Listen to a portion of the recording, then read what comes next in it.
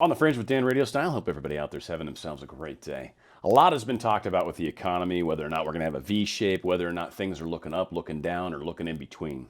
And there's a lot of information out there that actually shows that things are moving in the proper direction. And there's some things that, I don't know, maybe indicate some bad movements, but I think there might be a positive spin. Also got some great information tying around Ghislaine Maxwell and some of what's spinning around there. And we've got a great little piece where Kevin McCarthy is kind of talking about Pelosi and the Dems and their need to get in bed with China and how damaging and dangerous that likely is. So there's a lot going on in that regards. We've also got some information about the way today was starting that I thought I wanted to kick it off with. S&P futures jumped 5-month high today, despite the dollar spikes in a bullish month. So right now we had a very strong futures starting off the day, and it's looking like things are kind of taking off strong and starting off strong this month. So we'll see how things play out. But again, new month, a lot of excitement in the market, a lot of movement towards kind of getting the economy back and rolling. And some of the numbers would imply that that's the direction it's going. Now, of course, everybody's waiting to see 3 months to go until the next presidential election. That is going to play a large role in how all this plays. And some of the other things that were making some headlines, S&P 500 futures turned higher, reversing earlier losses with Microsoft, rising in pre-market trading as it tried to salvage a deal for the U.S. operations of TikTok, which is China's company, right? Interesting that Microsoft's trying to save that. Marathon Petroleum is also up after agreeing it's going to sell its gasoline station business, which is $21 billion. Again, energy is such a big component of our economy. It's kind of scary, really, if you think about it. So things are moving in an interesting direction. Now, HSBC's come out and they actually crashed pretty heavily. And the reason is they actually mentioned that their losses, or their people that are probably not going to be paying back loans, they had to increase that number. Initially, they were saying $7 billion to $11 billion, but now they're actually upped it to $8 billion to $13 billion worth of loans are looking like they might fall into default. One thing that's interesting about this, at least to me, and again, I took a year of economics in college. I don't know if that makes me know anything at all, but one thing that's interesting is when you, say, for example, buy a house, and I come in, say it's a $200,000 house, and I come in with my 10% or $20,000 cash, I hand that to the bank, they magically create $180,000. They pay whoever wants $200 for the house, paid $20. The bank magically manifested $180,000, and so now $200,000 exists in the economy. When something's not paid back, when I don't pay my share, that number, that money kind of disappears from the economy. If I just go bankrupt on it and say I'm never going to pay it, well, that $180 million never gets paid. It's never going to get paid. There's no magic bucket of money that's going to, oh, here's $180,000, you can have it because Dan didn't make his payment. No. That $180,000 is gone, removed from the economy. And so we have situations like inflation, which we're going to see some evidence of. Got cases of inflation, which is like when the prices of gold and silver go abnormally high.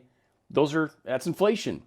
Gold doesn't go up because gold suddenly became more precious. It's just as precious as it was 100 years ago. It's still shiny and pretty, and you can make great jewelry from it, and it's very conducive to electricity. Like, gold's a great thing. Doesn't oxidize. A lot of good stuff about gold. It doesn't go up because it's suddenly more precious. It goes up because the value of the dollar is going down. So gold's not really going up. The value of dollars going down, which means it takes more dollars to buy that 1 ounce of gold. We are seeing evidence of that inflation happening. So pulling some money out of the economy, probably a good thing, and probably in the big picture will benefit us. And again, I just wanted to point out that we are actually seeing a pretty significant rise in gold. Right now, it's higher than it's ever been in the past 30, 40, 50 years, whatever. It's up over, looks like right around there. And silver not growing as quickly. We had a giant spike back in 80, which we also had a spike over here, but this one was enormous with silver. And similar spike we had over here at 2012 is roughly where this was going on, right around 2012, which is a pretty bad little cycle we went through. Silver did much better, but right now silver is climbing for sure, but nowhere near the price of what's gold is going up. But again, this is an indication of inflation, and inflation's definitely starting to take hold. So all this money that we're pumping into the economy, this trillions of dollars of surplus stimulus money, is affecting our economy in a very bad way. You can't just keep printing money. There's a lot of people, well, just put more money. You can't. You're ruining the economy. We can't do that. So again, some people going bankrupt might be big picture, help us out. Now, some of the news that's come out around Jeffrey Epstein, this whole forcing the underage girl to have sex with Prince Andrew, this really seems to be the section, him, Clinton, really seems to be the section that they're pointing a lot of energy towards. And this lady, I keep forgetting her name. Her name is Virginia Giuffre. She is this young lady. Now, what's funny is a lot of the Q posts, people thought this was Chandler, Rachel Chandler. This picture of Prince Andrew and her, and then, of course, Ghislaine. That's also her. Again, nice 90s do. And obviously, it's the 90s because look at this guy's got his collar on the outside of the jacket. Fashion police are coming for you, buddy. But this young lady, or young lady here and slightly older lady, is the same person. And so a lot of this is around how Ghislaine tried to downplay this woman's story. I think she came out in like 2008, 2009 and started talking about this. The alleged abuse, I think, was back in early 2000. I say alleged just because that's the right term. I don't think that this dude's, I think he's guilty as guilty gets. And I think there's plenty of evidence to suggest it. But this whole process is moving. Ghislaine is desperately trying to fight this lady, and this lady is she's going to battle. She's going to battle against the deep state, basically, because that's really who all these people were. They were tied into the deep state. This was one of the many mechanisms the deep state used to blackmail people, and she was part of that process. She was brought into this through force, through drugs, coercion of any number of kinds. She wanted to get out. Ghislaine wouldn't let her, and Prince Andrew was one of the people that was blackmailed. And because of that blackmailing, Prince Andrew had to do whatever the Mossad or whoever else was pulling the puppet strings, whatever they said, Prince Andrew had to do. Bill Clinton was the same. A lot of things have been happening deep state controlled with people of power because of these blackmailed influences. So again, this information's coming out. Something that's really cool, and it's the Netherlands and Sweden. But they've definitely decided they're not going to mandate face masks, period. And these two countries have actually had a pretty good go at this whole coronavirus. And they haven't done any of the lockdowns. They haven't done any of the crazy. Their schools are still open. These two countries are a great example of what can happen when you don't listen to the deep state. Deep state says that the science is solved when it comes to masks. That's what Fauci said, even though back in February, Fauci was saying that you shouldn't wear masks. And his reasoning was we didn't want to have everybody come in and buy a whole bunch of masks and then not be able to supply masks to the frontline workers. But then immediately, like 2 months later, changes his tone and says, no, masks are everything. Masks are awesome. Masks work. So first, masks weren't necessary because reasons. Again, you guys always have reasons on the left for why your violence is okay, or why it's okay to burn this city down, or why it's okay to punch this individual. You always have reasons for why it's okay to break rules. And so, again, here's one more example of the hypocrisy that exists on the left, where 1 minute they say don't wear masks, and then they make up a reason why, and then the next minute they say do wear masks, and the science is solved. Science is not solved. First off, there's many different kinds of masks, many different types of materials, and many different types of microns-sized particles. If you're just wearing a bandana and it's not really sealed around your face, that's not really doing a whole lot. It's not really blocking things like you think. This kind of pinches around the nose and sort of goes under the chin, but again, doesn't really do a good job. A properly fit H95 mask, or N95 mask, will block 95% of stuff, but you still got small little gaps. There's still some stuff that'll get through. And then we can get into the fact that the size of the coronavirus molecule is very, very small. And the size of the pores of most cloths, most masks, even the N95 mask, the size of what it can stop versus the size of the N95 or the virus, the coronavirus. Coronavirus is much smaller than what these masks are designed to stop. So there's a lot of things that don't quite add up with the science, and they obviously don't like it when we say that kind of stuff, but that's also what's going on. So there are countries that are doing what they feel they need to do under the auspice or direction of their experts, not necessarily our experts. And even in this article, they're like, yeah, we're aware of what the experts in America say. We don't agree, so we're not going to do that. Okay, well, hey, more power to you. And again, their numbers have looked a lot better than most of us. Another example of how the deep state works, and this is stuff that's been happening, and people are waking up, and it's pretty cool. This gentleman here, Alexander Lukashenko, is the president of Belarus, which is a Russian or former Soviet Union country. Now it's its own country, obviously. But these guys basically had this whole spiel where the World Bank wanted to give these guys $940 million to try to help with this coronavirus stuff. But they said the only way we'll give you that money is if you basically follow the Italian and or the American process of shutting down your entire economy and doing all of that. And he said, according to the president, the World Bank has shown interest in Belarus coronavirus response practices. It is ready to fund us 10 times more than it offered initially as a token of commendation for our efficient fight against the virus. The World Bank has even asked the healthcare ministry to share the experience. Meanwhile, the IMF continues to demand from us quarantine measures, isolation, and a curfew. This is nonsense. We will not dance to anyone's tune, said the president. Good for you. Turned down almost $1 billion, which is quite a lot of money probably to Belarus. And again, turning it down because he realizes there's strings attached, which is what's going on with a lot of these countries when it comes to the IMF and the World Bank and all these different organizations, and China right now, which is doing the same thing. They try to control the countries, just like what happens here in the United States, a great microcosm. Well, the macrocosm of that is the World Bank controls countries. Here, our own individual banking systems and structure and society control us or make us slaves to the system. And this is how the enslavement works by the deep state. Belarus, not getting on board right now. Kind of cool. Another group of people that are starting to get a little frustrated at the small percentage of people making a large percentage of noise, that small percentage of people with that really large blowhorn, they're getting in a lot of trouble right now because, frankly, the silent masses are now starting to speak out. Seattle residents flood phone lines expressing their fury about slashing police funding. The Seattle City Council heard from hundreds during Wednesday's budget meeting as members get closer to a vote on whether to defund the police department by 50%, a decision that could lead to firing of hundreds of officers. One day after launching a Stop Defunding petition, the Seattle Police Officers Guild said they already collected more than 20,000 signatures.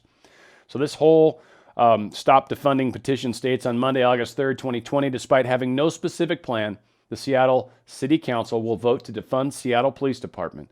The defunding of the SPD would mean that up to 800 officers would be fired. That's over half of all sworn officers. It would also mean immensely longer 9/11 response times and, of course, higher crime rates. Please sign our petition to stop the funding of the Seattle Police Department and send a message to the City Council that says no to the defunding of the Seattle Police Department. People are standing up. People are getting frustrated. People are saying enough is enough. I don't care if we've got a few people out there that think this is a good idea. It's not. So yeah, Black Lives Matter. Yes, we should try to eliminate the amount of violence that happens against any citizens by the police, for sure. Getting rid of the police is not how you do that.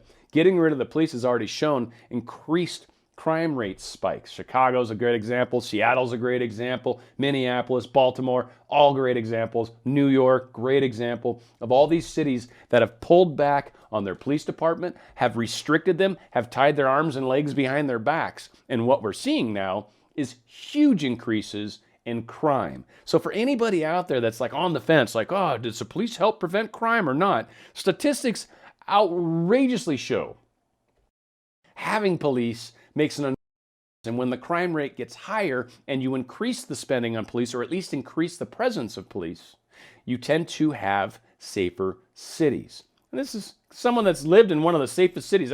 Irvine, California, I don't live there. I live right neighboring to it, is one of the safest cities in the world. You want to know why?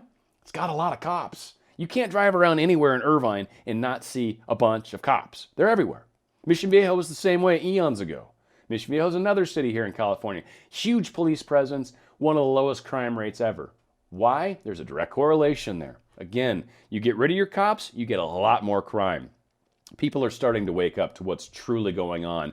And hopefully, and we'll see, Seattle, I think, is going to be one of the major hotspots to decide how the rest of the crazy progressive nation goes. And if Seattle can get this under control, I think this will put a stop to this movement to a large extent. A couple other outlanders, but again, everyone's going to look at Seattle as the example, and then we'll see what happens with Portland as well. It's another crazy city. Another individual here getting busted by the deep state, or at least the mechanism that we call the deep state. This guy was talking about how a lot of these major cities, with most of the crime and all this, he was making a really cool little comparison.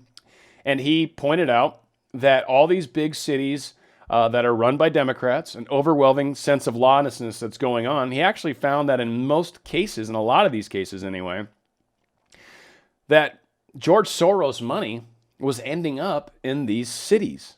In August 2016, Politico outlined Soros' money-supported local DA races and included a view from the opponents and skeptics, blah, blah, blah.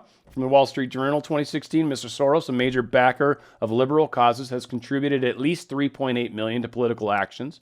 Huffington Post, in May 2018, wrote about contributions from Soros and super PACs. Worried about foreign support? Now, anytime anyone tries to say that Soros is a bad guy, and this is what happened to this guy, right? Earlier this month, George Soros founded the Open Society, announced that his investment of $220 million in black-led justice organizations that among themselves call for defunding of police, mass mail-in voting, and express support for the riots that have swept across the United States. So this guy's supporting everything that's pretty much trying to take down this country right now. Voting by mail, which is definitely going to cause all sorts of problems, and these organizations that are causing more violence on the streets, and just supporting the violence in general on the streets. So anybody that tries to fight this is called a racist or an anti-Semite, because this guy's apparently a Hungarian Jew, I guess, that survived all of the Nazi-controlled Germany during the war, right? But again, billions of dollars, and kind of makes me think he was like that Schindler's List kind of guy, but whatever. Maybe not a good version of Schindler's List, like the negative, evil version of Schindler's List. But somehow he miraculously made it and then ends up being one of the largest billionaires on the planet. So something strange is going on around that. But again, this veteran is fighting for his job as the cancel culture tries to fire him for basically having an opinion about something that disagrees with the standard narrative. And it's pretty sad how you're not even allowed to do that anymore. Another cool victory for the border wall, at least, and depending on where you're at on that, but Trump obviously wanted to try to maintain his promise. So the Supreme Court decided a 5-4 vote Friday to let Trump administration continue construction of portions of the border wall with Mexico. The court's 4 liberal justices dissented, saying they would have prohibited construction while a court challenge continues, but after federal appeals, the court ruled in June that the administration had illegally sidestepped Congress in transferring the Defense Department funds. The court's decision to let construction continue, nevertheless, I fear, may operate in effect as a final judgment. This is one of the 4 people that voted against this. So, as it stands, this 5-4 vote is allowing Trump to continue to build the border wall. They talk about where the money came from. Trump, I guess, where was it? I had it down here, I think. Yeah, at the time, the money Trump identified included $2.5 billion from the Defense Department, $3.6 billion from military construction funds, and $600 million from the Treasury Department Asset Forfeiture Fund. They were unable to get him to stop building the wall. And I think at this point, it was 129 miles, has been completed so far. To replace a total of 129 miles. 92 of those miles have actually been completed. So he's got a good chunk of the wall, at least the part that he promised, done before going into the election. So very interesting how that's playing out. China's retaliating once again against us, and this is kind of funny. So Trump called him out, and we're going to hear McCarthy talk about this in a moment.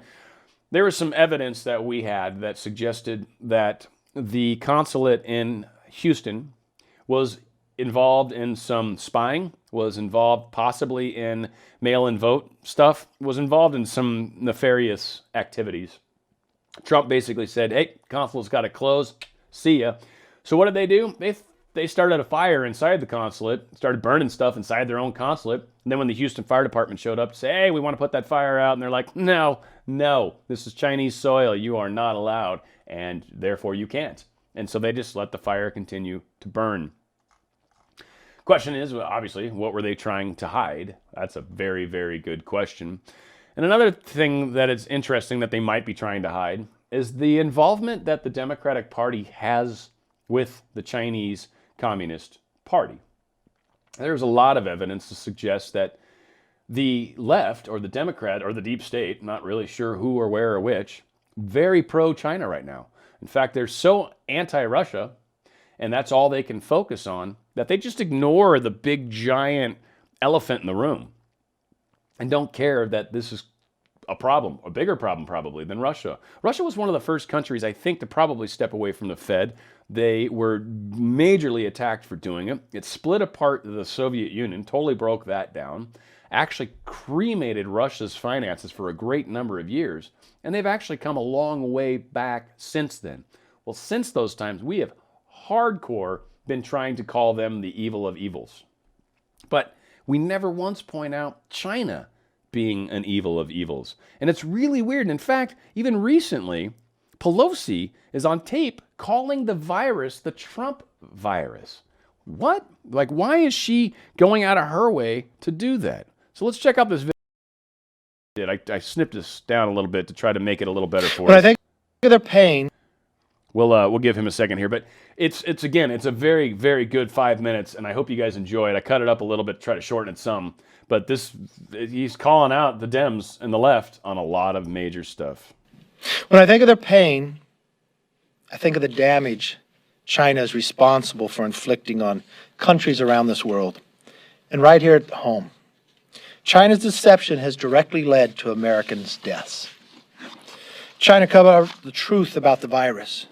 China hoarded personal protective equipment and tried to extort other countries for political leverage.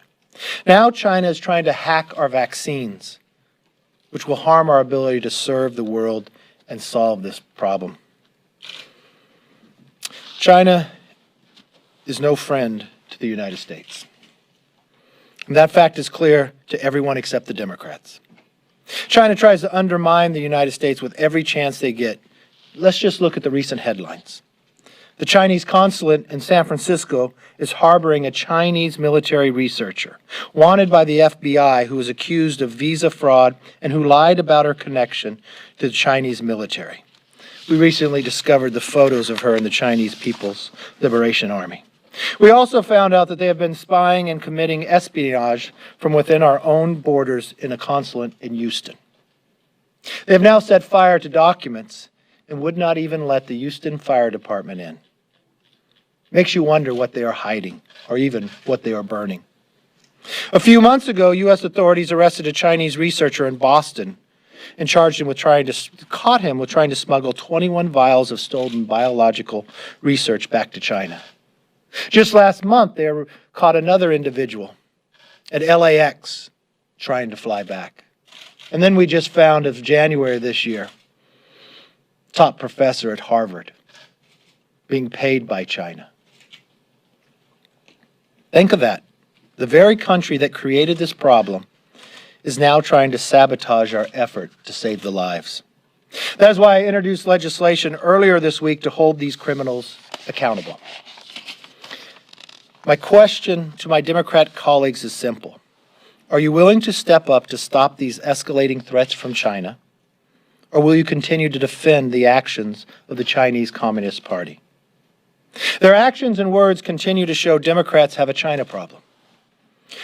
Why did Democrats back out of a bipartisan task force after working for almost a year to get one stood up? Why did Democrats vote against a common sense piece of legislation to punish those who are trying to hack our vaccine research on the very day that we arrested 2 Chinese for doing it? Or let's watch this, the chairman of the Armed Services, Adam Smith. One of the gentleman's arguments was that China hid the true risk of the virus from the American people. And yes, that is terrible that China did that. It's not actually their job to warn the American people. It's the president's job to warn the American people. Why does the Democratic chairman of the Armed Services Committee, Adam Smith, say that it's not actually China's job to warn the American people or the world? They lied to us. They lied about the virus, and thousands of people have died. And now the Democrats do not believe it's the Chinese fault. Why does the speaker promote their propaganda by trying to blame the President of the United States for the Chinese Communist Party lies, even calling the virus in the name of our president? Why did Joe Biden just yesterday say it's wrong to hold China accountable? When I look around the world, from Italy to the UK to Australia, no one else is saying that. They have felt the pain of the lost lives. They have seen the heartache of the economic damage that has been done. And they understand the lie that China has given.